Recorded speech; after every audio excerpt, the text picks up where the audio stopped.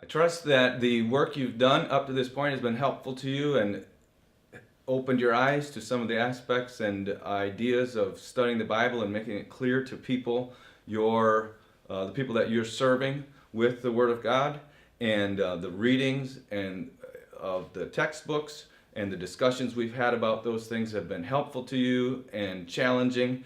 And in this video, we will start with the major workshop project for week 2, which is a synthetic chart. My outline, which you should be able to download from Schoology, is going to follow this general format. The first thing I'm going to do is define what we mean when we say synthetic chart or synthesis. These ideas are going to correspond in a pretty close way to what Kaiser is writing for us, and we're reading from him in chapter 3.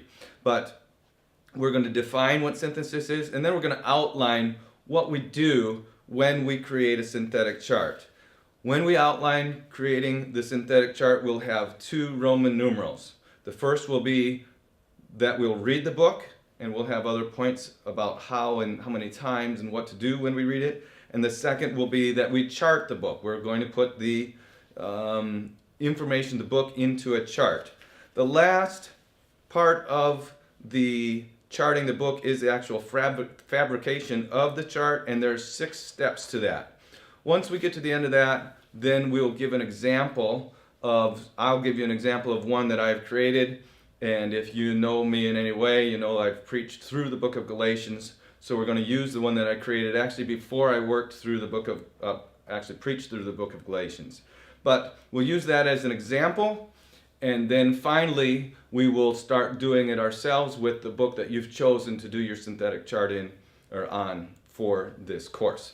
So to begin with, Roman number 1 is the definition of synthetic chart. What do we mean when we say we're creating a synthetic chart? Well, first of all, the meaning of synthesis is when we take something and some things and put them together.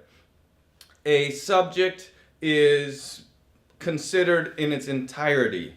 Analysis, as an antonym, is when we take and break something apart into parts. Synthesis is when we're taking and considering something all together. It gives us an overall view of a subject.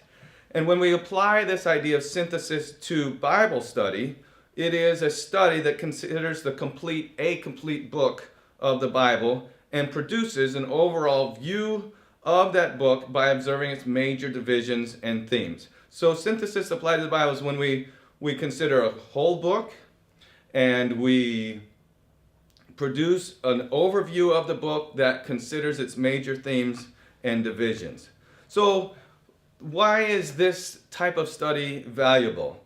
Well, for one, it promotes a firm grasp of the Bible. Once you've done this with a book, you have spent a lot of time in it and you have a very good idea of what the major ideas and themes of the particular book is that you have worked through. You're able to give a summary of each book of the Bible that you have done this exercise on.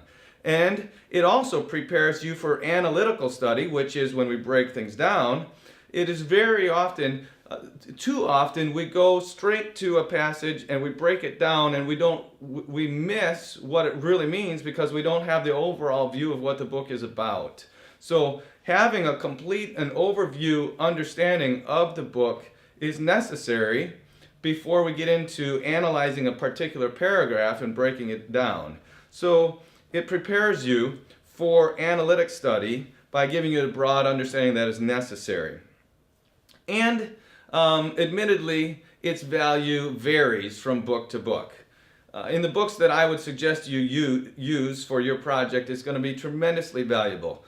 Those 4, 5, 6 chapter books of the New Testament that are mostly epistolary or letters, either from Peter or John or Paul, to do this is going to give you tremendous value. If you do it to try to do this to the book of Isaiah or Jeremiah or Ezekiel is going to be very difficult and maybe not worth the effort that it goes into. But in those cases, if you got the help of a reliable commentary of the subdivisions of the book, you could do this to portions of the book, and that would then help you. So, but its value varies between books. So then, what do we mean to outline the process? Roman numeral, we're going to outline the process of creating a synthetic chart. And I mentioned there are two major points here. And the first is that we read the book in question, the book that we're working on. So for my example, I'm going to use the book of Galatians. For your project, whatever book you've chosen, you're going to do. And so we read the book. We want to read the book in such a way that it becomes part of us, that is in us, that it's in our, I don't know the proper terms, but it's in our recent memory, that once we leave it, we've read it enough times that when we see other things, it comes to mind. And so we want the book to become a part of us, especially as we're doing this study. And so we recommend reading through the book 5 times. We want to read through it 5 times. Now, when you do these readings, you need to read through the book completely each time. You need to read through the book completely each time. So I'm sitting down with the book of Galatians.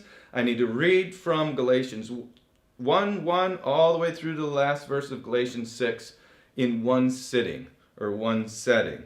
Now, it's not necessary to do 5 readings in a row. We have other things that need to be done, and we don't want to rush. If I sat down and needed to read the book of Galatians 5 times in a row, I might just read fast and read fast and read fast and not take the time to let it sink into my understanding and my heart and get the benefit of this exercise.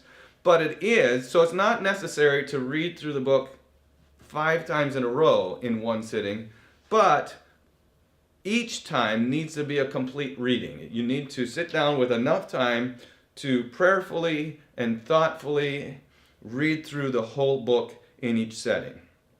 And that, of course, that does bring us to the third point there. Read it prayerfully and reverently. And pray. When you're praying, you're asking the Holy Spirit to show you what is there. Ask for the Holy Spirit's illumination. Then, the fourth point under reading is that you should read through it independently.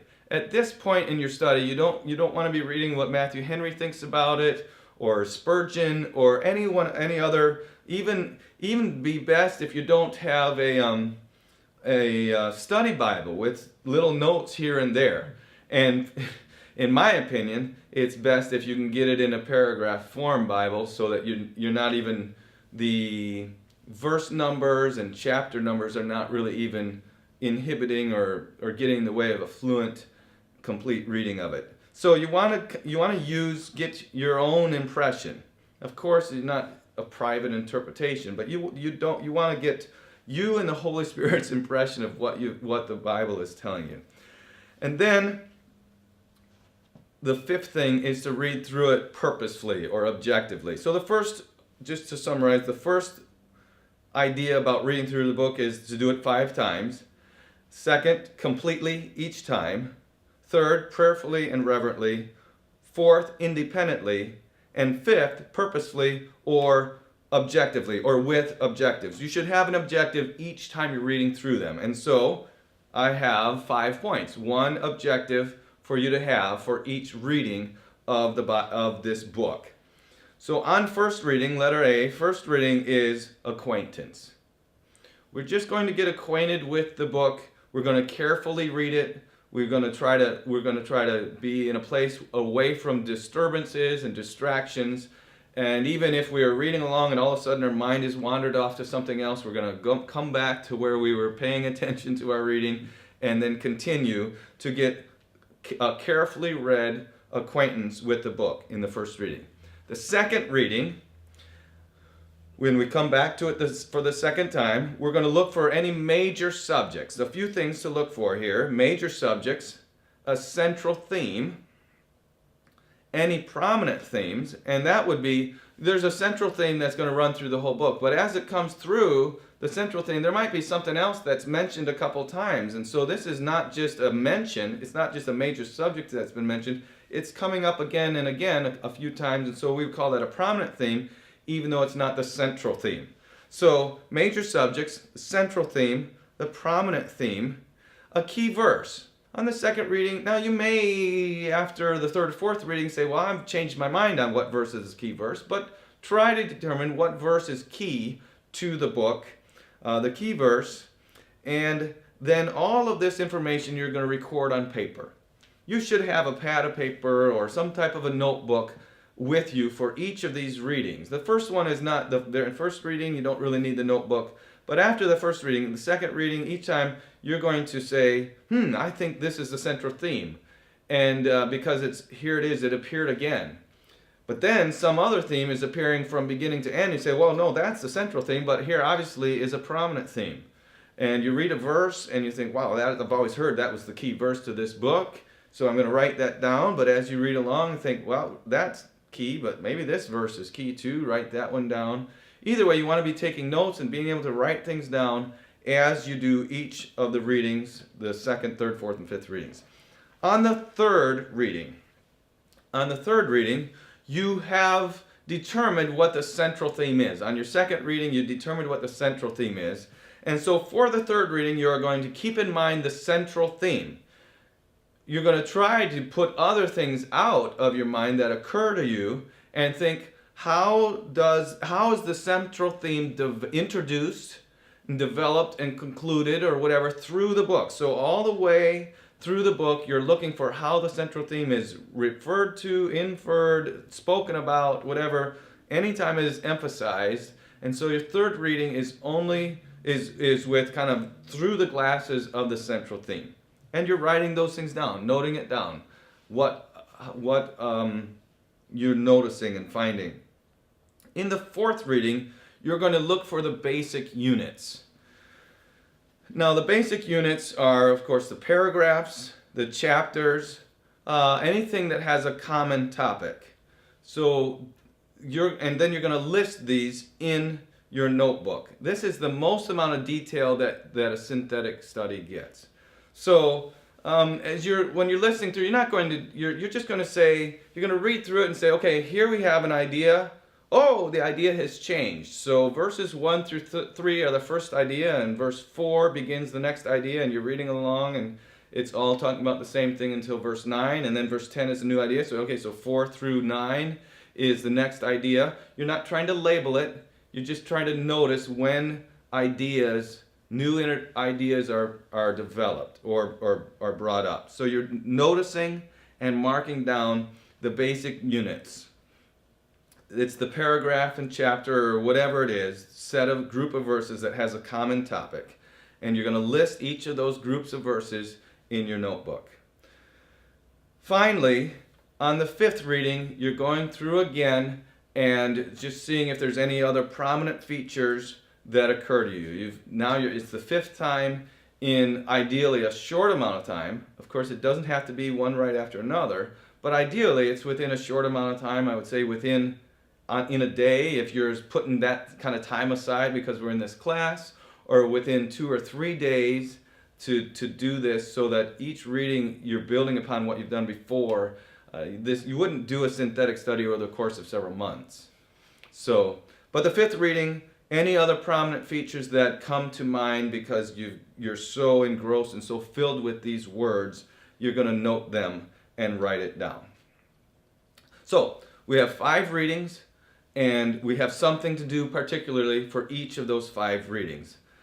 That's the first thing that we do when we're creating a synthetic chart. Then the second thing that we do is that we actually create the chart. We're going to translate those notes that we took down and transfer them into a chart. And putting them on the chart we're going to be forced to do some other things along the way also. Why do we put things on a chart? What's the purpose of a chart?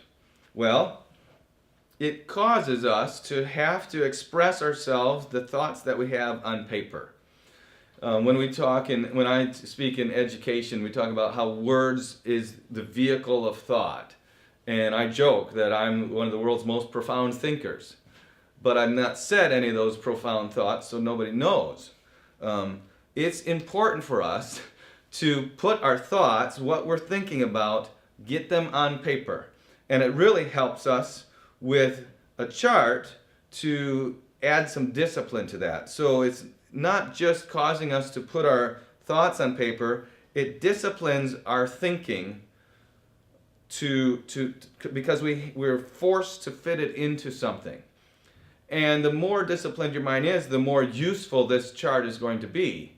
And we'll get into that. You'll see that as we go further. It also helps us to remember the things we've learned. It turns our ideas and what we've seen in the book into a picture. It's not a picture of nature, but it is a picture. We can see the whole book on one page, and you'll see that as we give the example. You'll see what I mean by that. But you're going to be able. You can see it.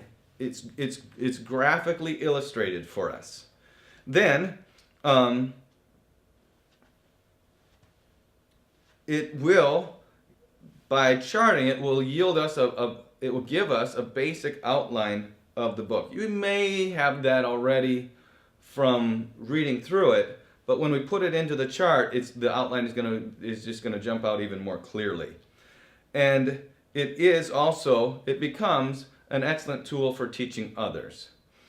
If you were to the work that I've done with several of the smaller books of Paul's epistles, I could use those in a Pauline epistles class where we're doing a survey of Paul's epistles, and they could be just a very quick outline. We just have these major points and subpoints and these paragraphs, and then move on, and we've got a very nice overview and something that's helpful for teaching. So that's why we create a chart. What do we need when we create the chart? So first of all, we can't have any unnecessary clutter in the chart. What are the requirements of chart is, first, it needs to be neat. And in the Schoology resources for our class, there's the PDF of the chart already. When I first taught this course, we talked about getting our rulers out and straight edges and drawing our own, but I've done that for you when I did it, it was PageMaker, but that's gone. But we still have the PDF format for it, and you should use that to make your chart. Neat. Needs to be clear.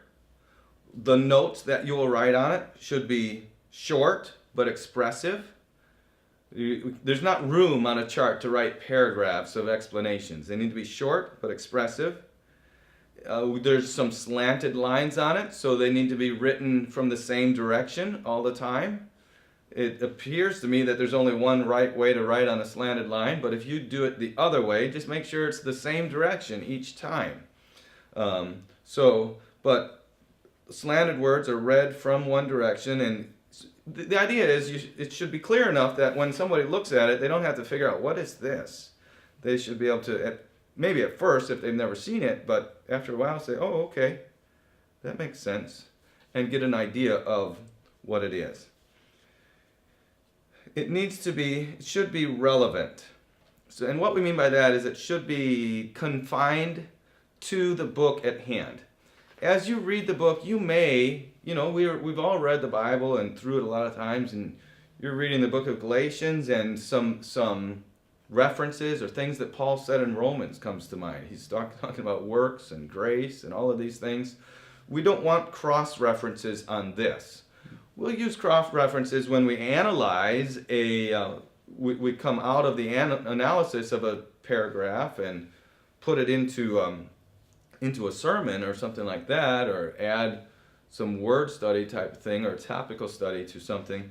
But for a synthetic chart, we just want the book. We're not going to add only material we are going to add only material that's from the book, not outside sources, not even other books of the Bible. And try to make it meaningful. And by that, that's kind of the clearness is going to help you with this. You want to be able to put it away and in 3 or 4 years pull it out and remember, let it be a help to you. So it needs to be able to be helpful to you in future studies. The construction of the chart I mentioned. You don't need to construct it. You can look at the one that I have made for you and use that. Of course, if you're doing a particular study and some of the spaces in those horizontal spaces on the bottom are not big enough, you could expand those. If you need a few more slanted lines because there's more paragraphs in the book you're dealing with than what are there, you could extend it to another page or make adjustments to it. But I have found that for most of the shorter books, the 4 to 6 chapter books, there's enough spaces in this to complete the study, or just need 1 or 2 more that you can draw in. So how do we fabricate or actually put together a chart? And in this is where we have 6 steps to fabricating the chart. And in step 1, you're going to write in the paragraphs. Remember, in our fourth reading, we determined what the paragraphs were, and so the groups of verses with a common topic. So now we're going to take those groups of verses and write them in at the bottom of each slanted section. We're going to put them in at along the bottom of that. Don't write it too big because you're going to need the rest of that slanted section for some words. But at the bottom, 1:1 through 5. And then all the way across, all the verse boundaries of each thought. So this is the smallest, this is the most amount of detail that we do in a synthetic chart. It's the smallest point of work here, and so we're going to put that in the bottom. It's the starting point of our fabrication of the chart. And after the verse reference, you would want to put a brief phrase that summarizes that paragraph in the slanted panel. So you're going to have chapter and verses and then a summary of what is in there. Now, to take a few seconds, a minute or so, how do we find paragraphs? A paragraph is a group of 1 or more sentences relating to a particular point. Now, I say 1 sentence in a paragraph. Well, remember, you may be dealing with Paul, who has a triple compound, quadruple complex sentence that covers 9 verses. If it's a sentence, it's all connected to one point. But there's enough ideas in there that are connected one way or another that that one sentence could be a paragraph. So a paragraph is a group of 1 or more sentences relating to a particular point. In many Bibles, or most Bibles, the paragraphs are shown in the text up through Acts. If you have a Bible with verse references, and you'll see that paragraph mark there at the beginning of a verse, sometimes in the middle of a verse, but you'll see paragraph mark that shows that this is starting a new paragraph up through the book of Acts. After that, when they put the King James Version together, they didn't put them in there. If you're a student of the Greek, you know that the Greek text has paragraphs in them. So you can go right to your Greek text and figure out where those paragraphs are. There are, actually, Scrivener took in the 1800s and put a paragraph Bible together for Cambridge University Press. And recently, there's a new Cambridge Paragraph Bible, which I truly enjoy reading, and those put paragraphs through the whole rest of the scriptures. But if you don't have either of those resources to you, you can determine the paragraphs by careful reading. So you're going to mark where does the thought change. Where the thought changed, you're going to just say, okay, now we're in a new paragraph, and if you've got a pencil, you might even want to mark that in your Bible, because it is good. That's something that would be good to have in your Bible on a fairly consistent basis. So that's how we're finding the paragraph. How do you summarize a paragraph? When you summarize a paragraph, you should want it to be a brief phrase. A brief phrase that summarizes it. And by brief, we mean something 7 words or less. This takes some work. And it takes some ingenuity, some I can't think of the right word, but to make it into a phrase that is descriptive, but also useful and tells the essence of the idea in the paragraph. And as much so, one thing that once you understand this idea, another point there is that the summaries should be structured alike. That will help you. So you're going to put these, you're going to make a summary of the paragraph, and 7 words or less. If it's 3 words, that's great. 4 words, 2 words, a phrase, or something like that. And if you can, as you read the first 1 or 2, now you're going to see in the epistles, there's always a salutation and something like that. But once it gets into the book, the very first thought, if you can come up with a phrase for that, that's good. And then the second thought, you try to make parallel to that. And then the third thought, parallel to that. If the second thought is a better statement, maybe you could make a summary statement of the first thought that's parallel to that one. You have to have some flexibility when you're making these so that you have some nice parallel summaries. When the summaries lose, there's no way to make a parallel statement. You'll notice that that's normally at when he moves to another major topic or another subdivision. So as much as possible, summaries should be structured alike.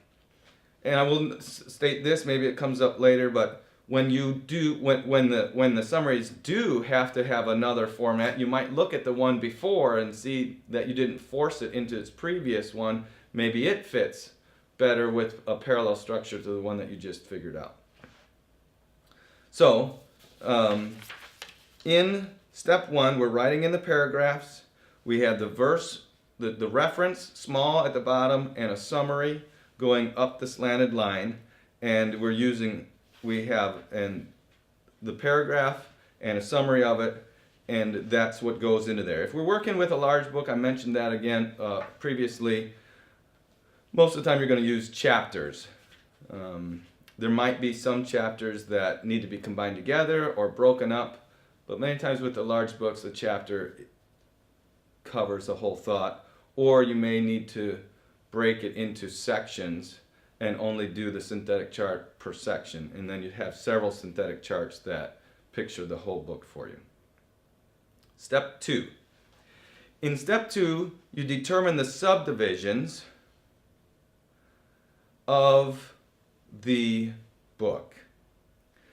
And what that is taking the paragraphs and collecting them into subject groups. Now, not a lot of people are going to do this exactly the same as the next person.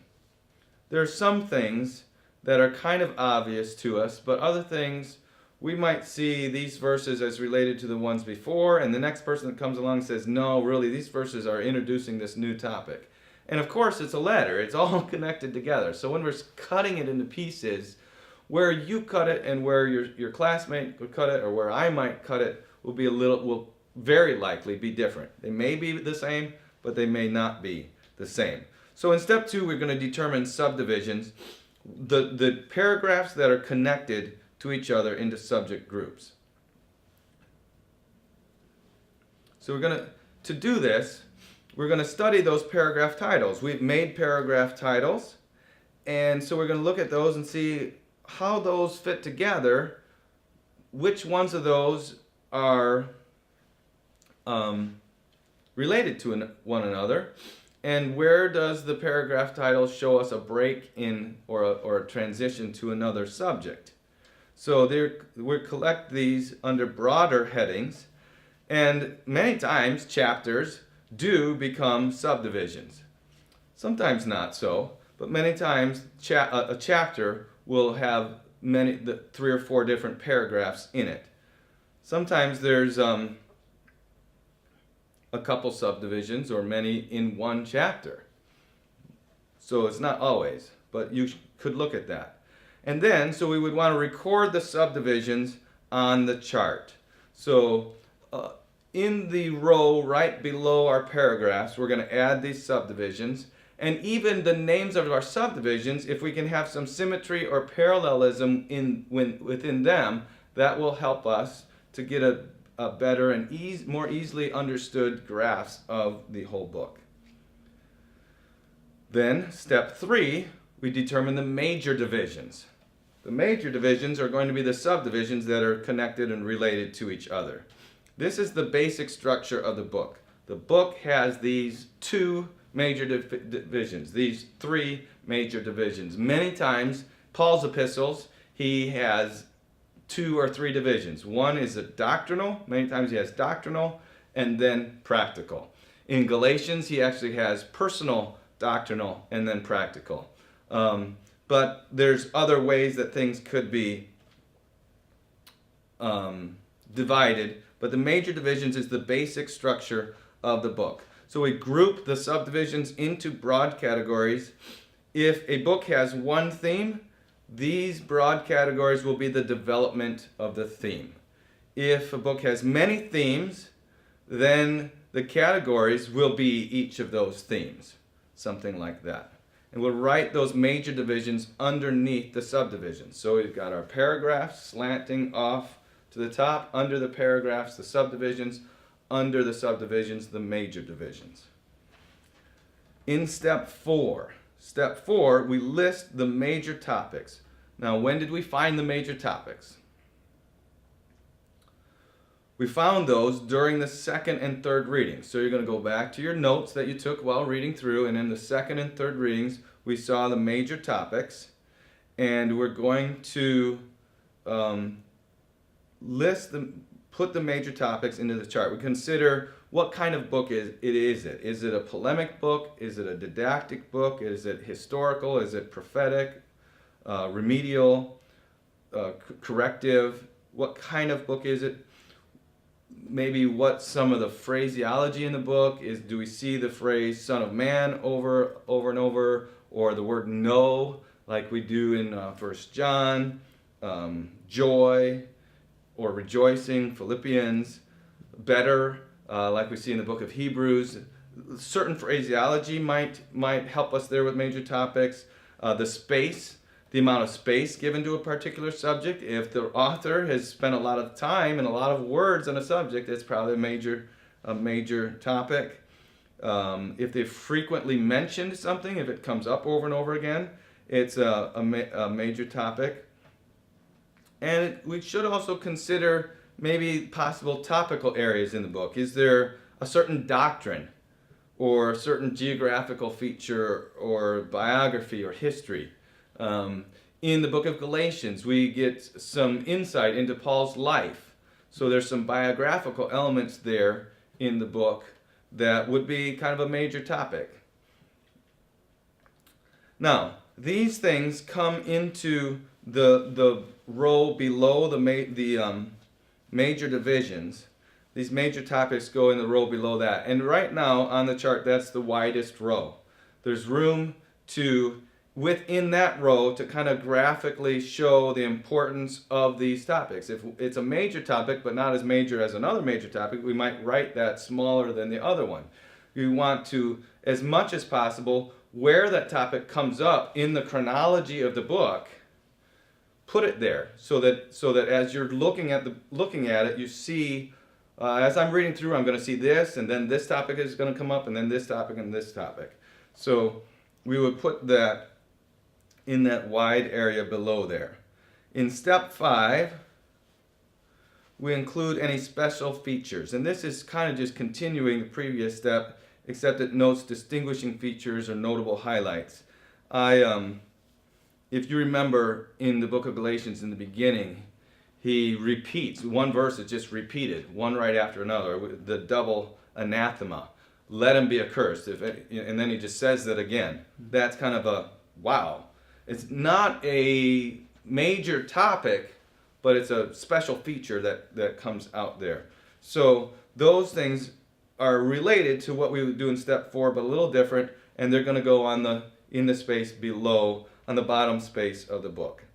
Then, step 6, we give the book its name and theme. Of course, the name is the book that we're studying, Galatians, but the theme might be something else.